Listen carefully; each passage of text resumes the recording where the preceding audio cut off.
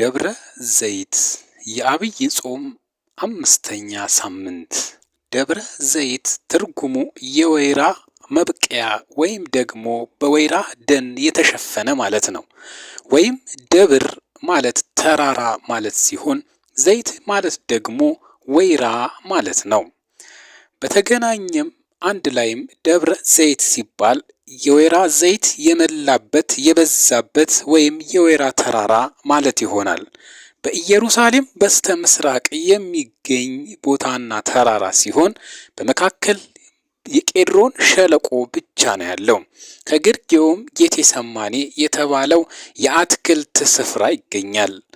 የጸሎተ ሐሙስ ማታ ጌታችን መድኃኒታችን ኢየሱስ ክርስቶስ የተያዘበትና በኋላም የእመቤታችን የቅድስት ድንግል ማርያም ቅዱስ ሥጋዋ ያረፈበት ወይም ደግሞ የድንግል መካነ መቃብር በዚህ ተራራ አጠገብ ይገኛል። ቤተ ፋጌና ቢታንያም በኮረብታ ጫፍና በምስራቅ ዳገት ላይ ይገኛል። ይህ ተራራ በመጽሐፍ ቅዱስ የሚገኝ ብዙ ድርጊቶች የተፈጸሙበት ቦታ ነው። ጌታችን ስለ ቤተ መቅደሱ መፍረስ፣ ስለ ዓለም ፍጻሜና ስለ ዳግም ምጽአቱ በዚህ ተራራ ላይ በትንቢት መልክ ተናግሯል። ማቴዎስ 24 ቁጥር 3። በዚሁም ተራራ ላይ ወደ ሰማይ አረገ። ሉቃስ 4:50። በዚሁ ተራራ ላይ ቀን በከተማና በገጠር ሲያስተምር ውሎ ሌሊት የሚያርፍበት የኤሊዮን ዋሻ ይገኛል።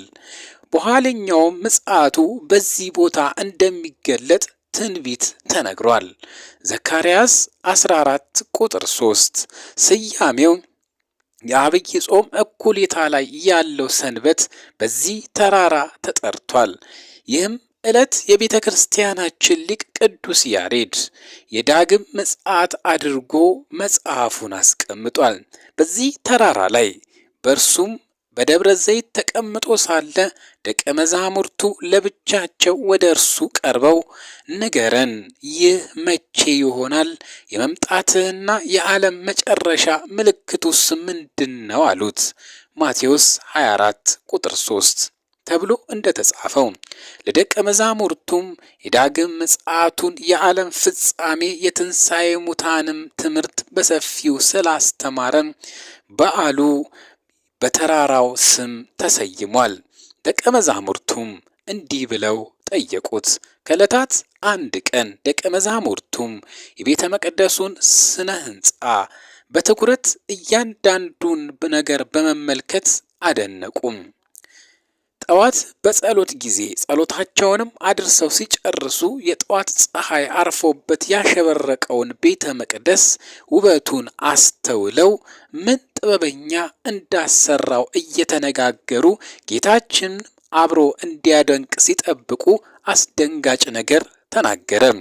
ያ የሚያደንቁት ቤተ መቅደስ እንደሚፈርስ አያይዞም ከሞተ በኋላ ተነስቶ እንደሚያርግና ነገር ግን ዓለምን ለማፍረስ ዳግም እንደሚመጣ ወደፊት የሚሆነው ምስጢራትንና በቤተ መቅደሱም በሕዝቡ ላይም ሊደርስ ያለውን በትንሹ ጠቆማቸው። ይህም ነገር እረፍት ነሳቸውና ወደ ደብረ ዘይት ከተሻገሩ በኋላ በሰፊው እንዲገልጥላቸው ጠየቁት። ጥያቄውም እርሱ በደብረ ዘይት ተቀምጦ ሳለ ደቀ መዛሙርቱም ለብቻቸው ወደ እርሱ ቀርበው ንገረን፣ ይህ መቼ ይሆናል? የመምጣትህና የዓለም መጨረሻ ምልክቱስ ምንድን ነው? አሉት። ማቴዎስ 24 ቁጥር 3። በዚህ ጥያቄያቸው ክፍል እንደምንመለከተው ጥያቄያቸው ዕለትና ምልክት ነው ወይም መቼና ምን የሚል ነበር። የቤተ መቅደሱ መፍረስ መቼ ይሆናል? የዓለም መጨረሻና የመምጣትስ ምልክቱ ምንድን ነው? ጌታችንም በጥያቄያቸው ላይ ብቻ አተኩሮ ሰፊ ማብራሪያን ሰጣቸው። መቼ ይሆናል ላሉት የመጀመሪያ ጥያቄም ስለዚያች ቀንና ስለዚያች ሰዓት ከአባት ብቻ በቀር የሰማይ መላእክትም ቢሆን ልጅም ወይም ሰውም ቢሆን የሚያውቅ የለም። ማቴዎስ 24 ቁጥር 36። ሲልም አጭር መልስ መለሰላቸው። ስለ ሁለተኛው ጥያቄውም ስለ ምልክት ጉዳይ ግን መሸከም እስኪያቅታቸው ድረስ አስተምሯቸዋል።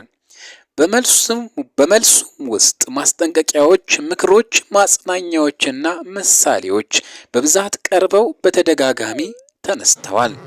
ምልክቶቹ፣ አንደኛ፣ ሐሰተኛ ክርስቶሶች። ጌታችን በአንደኛ ደረጃ የተናገረው ምልክት በተለያየ ጊዜ በተለያየ ሀገር ብዙ ሐሰተኞች ክርስቶሶች እንደሚነሱ ነው። የጌታ ቃል አይቀርምና ከዚህ ቀደም ብዙ ሰዎች እኔ ክርስቶስ ነኝ እያሉ ተነስተው ነበረ። ዋናው በዮሐንስ ራእይ ምዕራፍ 13 አውሬ ተብሎ የተጠቀሰውና በቅዱስ ጳውሎስ የአመፅ ሰው እርሱም የጥፋት ልጅ የተባለው ብዙ ጥፋትና መከራን የሚያደርሰውና ባለ 666 መለያ ምልክት የሆነው ሐሰተኛው ክርስቶስ እስኪገለጥ ድረስ መንገድ ጠራጊዎች የሆኑ አለማማጅ ሐሰተኛ ክርስቶሶች ተነስተዋል። በእውነተኛው ንጉሥ ክርስቶስ ዳግም መምጣት የሚደመሰሰው ሐሳዊ መሲህ የመጨረሻውና ለ3 ዓመት ከመንፈቅ ቤተ ክርስቲያንን የሚወጋ የታላቁ መከራ ፈጻሚና አስፈጻሚም ይሆናል። ስለዚህም ነው መድኃኒታችን እስኪመጣ ድረስ እንዳንሰናከል አስቀድሞ ብዙዎች እኔ ክርስቶስ ነኝ እያሉ በስሜ ይመጣሉና ብዙዎችንም ያስታሉ። በዚያን ጊዜ ማንም እነሆ ክርስቶስ ከዚህ አለ ወይም ከዚያ አለ ቢላችሁ አትመኑ ሲል ጌታችን ያስጠነቀቀው። በሀገራችን በኢትዮጵያም በአፄ ልብነ ድንግል ዘመነ መንግስት እኔ ክርስቶስ ነኝ የሚል ሐሳዊ ተነስቶ እንደነበረ በቤተ ክርስቲያን ታሪክ ተመዝግቧል። ይህ ተነስቶ የነበረው በሀገራችን ሐሳዊ ክርስቶስ ልክ እንደ እውነተኛው ክርስቶስ 12 ሐዋርያ 72 አርድእትና 36 ቅዱሳን አንስት አስከትሎ እኔ ክርስቶስ ነኝ እያለ ሲንቀሳቀስ ንጉሱ አስቀርበው አንተ ማነህ ቢሉት በድፍረት እኔ ክርስቶስ ነኝ አላቸው። ንጉሱም ክርስቶስማ ከድንግል ማርያም ተወልዶ አስተምሮ ተሰቅሎ ዓለምን አድኖ ከሞት ተነስቶ አርጓል፣ ዳግም ዓለምን ለማሳለፍ ይመጣል። አንተ ግን ማነህ ቢሉት አዎ ትክክል ነው፣ ከዚህ ቀደም ከቤተ እስራኤል ከምትሆን ከድንግል ማርያም ተወልጄ አስተምሬ ተሰቅዬ ሞቼ ተነስቼ አርጌ ነበረ። አሁን ደግሞ ጥቁሮች አፍሪካውያን ባይተዋር አደረገን እንዳይሉ ከእናቴ ከድንግል መርዓተ ወንጌል ለጥቁሮቹ ዳግም ተወልጄ ነው አላቸው። ንጉሱም ሰይጣን በሰው እያደረ እንዴት ይጫወታል ብለው በሰይፍ አስቀጡት። ተከታዮቹም ተበተኑ ይባላል። ሁለተኛው ደግሞ የጦርነት ምልክት። ጦርነት ድሮም ነበረ። የዚህ ዘመን ጦርነት ግን የበዛና በብዙ ሀገራት የሚካሄድ ነው። የድሮ ጦርነት ሴቶችን፣ አቅመ ደካሞች፣ ሽማግሌዎችንና ሕፃናትን ለእልቂት የማያጋልጥ ነበረ። የዘመናችን ጦርነት ግን ማንንም የማይለይ፣ ለማንም የማይራራ፣ ሁሉንም የሚደፈጥጥ፣ የሁሉንም ደም የሚያፈስ፣ አሰቃቂነቱም ከመግለጫ ቋንቋ በላይ ሆኖ ይታያል። ይህንንም ጌታችን የዳግም ምጽአቱ ምልክት ለጠየቁት ለደቀ መዛሙርቱ ሁለተኛው ምልክት አድርጎ የጦርንም ወሬ ትሰሙ ዘንድ አላችሁ፣ ይህ ሊሆን ግድ ነውና ተጠበቁ፣ አትደንግጡ። ዳሩ ግን የመጨረሻው ገና ነው፣ ሕዝብ በሕዝብ ላይ መንግስትም በመንግስት ላይ ይነሳልና ሲል ጌታችን ኢየሱስ ክርስቶስ ተናገረ። ሶስተኛው ምልክት ረሃብ ነው። የረሃብ ወሬ ወደ ሌላ ሀገር መሄድ ሳያስፈልገን በገዛ ሀገራችን የምናየው የምንዳስሰው፣ ያለው ለመርዳት የሌለው ለጸሎት የሚሮጥባት ሀገራችን ኢትዮጵያ አለች። ይህም ሰው ሰራሽ ችግር ለጠላቶቻችን መሳለቂያ አድርጎን ይኖራል። ይህም አይነት በጥልና በተንኮል በጭካኔ ሰዎች የሚፈጥሩትን የምጽአት ሶስተኛ ምልክት ሆኖ በጌታችን ለደቀ መዛሙርቱ ተነግሯል። ረሃብና ቸነፈርም በልዩ ልዩ ስፍራ ይሆናል ማቴዎስ 24 ቁጥር 7 ተብሎ እንደተጻፈ። አራተኛው ምልክት የምድር መንቀጥቀጥ። የመሬት መንቀጥቀጥ ባለፉት ዓመታት በርካታ ጉዳት በተለያዩ ሀገራት እንዳደረሰ የሚዘነጋ አይደለም። ከ1999 ጀምሮ እስከ ዛሬ በተለያዩ ሀገሮች የተለያዩ ጊዜ የብዙዎችን ሕይወት የቀጠፈ አያሌዎችንም ቤት ንብረት አልባ ያደረገ የመሬት መንቀጥቀጥ ተነስቷል። ይህም ለደቀ መዛሙርቱ የዓለም ፍጻሜ ምልክት የማግኘት ጥያቄ የተሰጠው የምድር መነዋወጥ በልዩ ልዩ ስፍራ ይሆናል ማቴዎስ 24 ቁጥር 7 ተብሎ በጌታ የዓለም ፍጻሜ ምልክት ተደርጎ የተነገረው ቃል አይቀርምና እየሆነም ነው። አምስተኛው ምልክት የክርስቲያኖች መከራ። የክርስቲያኖች መከራ እየጀመረ ይመስላል። ሰይጣን የማያምኑትን እስላሞችንና አይሁድን በመጠቀም በክርስቲያኖች ላይ ከምንም ጊዜ በላይ ችግር መፍጠር የጀመረበት ጊዜ ቢኖር አሁን ነው። በአውሮፓ የክርስቲያኖች ጥያቄ ቶሎ የማይመለስ የቤተ ክርስቲያንን ጥያቄ ለማስተናገድም መንግስታዊ መስሪያ ቤቶች ፈቃደኝነታቸው እያጡና ይህንንም ወንጀላቸውን ለመሸፈን በሕግ አንቀጽ እየፈጠሩለት ይታያል። በዚያን ጊዜ ለመከራ አሳልፈው ይሰጧችኋል፣ ይገድሉማችኋል፣ ስለ ስሜም በአሕዛብ ሁሉ የተጠላችሁ ትሆናላችሁ ማቴዎስ 24 ቁጥር 9 ተብሎ እንደተጻፈው ሃይማኖተኛነት እንደ ኋላ ቀርነትና ከሃዲነት እንደ ተራማጅነትና ስልጡንነት የሚታይበት ዘመን ላይ እንዳለን ግልጽ ነው። ይህ በአጭር ጊዜ ውስጥ አመለካከቱም ክርስቲያኖችን ወደ ማግለልና ወደ ወንጀል የሚያድግ መሆኑ ከሚታዩት ፍንጮች መረዳት ይቻላል። በእንደዚህ አይነት የመከራ ዘመን የክርስቶስ ተቃዋሚዎች በክርስቲያኖች ላይ የሚያደርጉትና የሚያመጡት መከራ የበለጠ የክርስቲያኖችን የእርስ በርስ መከዳዳትና ጭቁንነትን ከፍ ያደርጋል፣ መከራውንም ያበዛል። በዚያን ጊዜም ብዙዎች ይሰናከላሉ፣ እርስ በርሳቸውም አሳልፈው ይሰጣጣሉ፣ እርስ በርሳቸውም ይጣላሉ ማቴዎስ 24 ቁጥር 10 ተብሎ በጌታ እንደተነገረ ከሃዲያኑ ሆነ ብለው በእቅድ በክርስቲያኖች መካከል መከዳዳትን በመፍጠር ለዚህ ነው ክርስቲያኖች ክርስትናን መተው ያለባቸው፣ ፍቅርና መተማመንን፣ ሰላምና ጸጥታን ለማስፈን ነው ክርስትናን የምንቃወሙ እያሉ ድጋፍ ያሰባስባሉ። ስድስተኛ ምልክት ሐሰተኞች ነቢያት። በዲያብሎስ መንፈስ ምትሃታዊ አሰራርና እያሳዩ አይቻላቸውም እንጂ ቢቻላቸውን የተመረጡትን ሳይቀር የሚያስቱ ነቢያት ነን የሚሉ ብዙ ደፋሮች እንደሚነሱ ጌታችን ስድስተኛ የዳግም ምጽአቱን ምልክት አድርጎ ጠቅሷቸዋል። በአሁኑ ዘመንም በሀገራችን ነቢያት ነን የሚሉ አጭበርባሪዎች እንዳሸን ፈልተዋል። እነዚህም በነቢይ ኤልያስ በነቢዩ ኤልሳ ስም እያጭበረበሩና እየዋሹ በምትሃታዊ አሰራር የሚያስቱ ሐሰተኞች እንደሚነሱ ሌላውም የዳግም ምጽአቱ ምልክት ሆኖ ብዙ ሐሰተኞች ነቢያት ይነሳሉ፣ ብዙዎችንም ያስታሉ። ሐሰተኞች ክርስቶሶችና ሐሰተኞች ነቢያት ይነሳሉና ቢቻላቸውስ የተመረጡትን እንኳን እስኪያስቱ ድረስ ታላላቅ ምልክቶችና ድንቅ ያደርጋሉ። ይህን ያሳያሉ።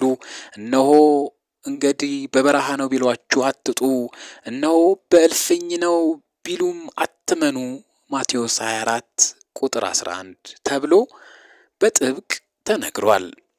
እንግዲህ በዘመናችን በሀገራችንም ሆነ በሌላው ዓለም በነቢይነትና በሰባኪነት ስም የሚነግደውን የንግድና የርኩሰት እንቅስቃሴ በማስተዋል መከታተልና መጠበቅ ያስፈልጋል።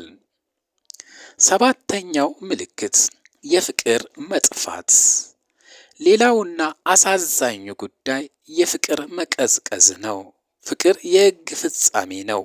የሰው ልጅ ፍቅርን ማጥፋትና ማጣት የሌለበት ሀብቱ ነው። አሁንም ከአመፃ ብዛት የተነሳ የብዙ ሰዎች ፍቅር ትቀዘቅዛለች። ማቴዎስ 24:12 የሚሉት ትንቢት እንዳይፈጸምብን ፍቅርን መንከባከብ ማልማትና ማስፋት ይጠበቅብናል። ፍቅር የመንፈስ ቅዱስ ፍሬ ነው። ፍቅር የመልካምና በጎ ነገር ሁሉ መገኛ ምንጭ ነው። ስምንተኛ ምልክት የወንጌል መዳረስ ነው። ይህ ወንጌል ለዓለም መዳረስ ለደቀ መዛሙርቱ ለዳግም ምጽአቱ ምልክት ሆኖ ከተሰጡት አንዱ ነው። በፍርድ ቀን በመጨረሻውም ጊዜ በክርስቶስ አምኖና እምነቱን በሥራ ገልጦ ስለ መኖር ሲጠየቅ አልሰማውም፣ አላየውም፣ አላወቅኩም የሚል አያመልጥም። ለአሕዛብም ሁሉ ምስክር እንዲሆን ይህ የመንግሥቱ ወንጌል ለዓለም ሁሉ ይሰበካል። በዚያም ጊዜ መጨረሻው ይመጣል። ማቴዎስ 24:14 ተብሎ እንደተነገረው በሁሉም ቤት ወንጌል ይሰበካል፣ ከሁሉም ዘንድ ይገኛል። የምጽአቱም ምሳሌዎች ፍጥነት እንደ መብረቅ ነው። መብረቅ ከምስራቅ ወጥቶ እስከ ምዕራብ እንደሚታይ የሰው ልጅም መምጣት እንዲሁ ይሆናል። ማቴዎስ 24:27 ተብሏልና። ቀኑ አለመታወቁ እንደ ሌባ ነው። ያንን ይወቁ። ባለቤት ከሌሊቱ በየትኛው ክፍል ሌባ እንደሚገባ ቢያውቅ ኖሮ በነቃ ቤቱም ቢቆፈር ባልተወም ነበረ። የሰው ልጅም በማታስቡበት ጊዜ ይመጣል ብሎናል። ማቴዎስ 24:43። ለታሪካዊ ማስገንዘቢያም የኖህ ዘመንም እንዲህ ባልታሰበ ሰዓት እንደሚመጣ ማስገንዘቢያ ሆኖ በጌታችን ቀርቧል። ማቴዎስ 24:37። ተጠንቀቁም፣ ማንም እንዳያስታችሁ ተጠንቀቁም፣ ንቁም።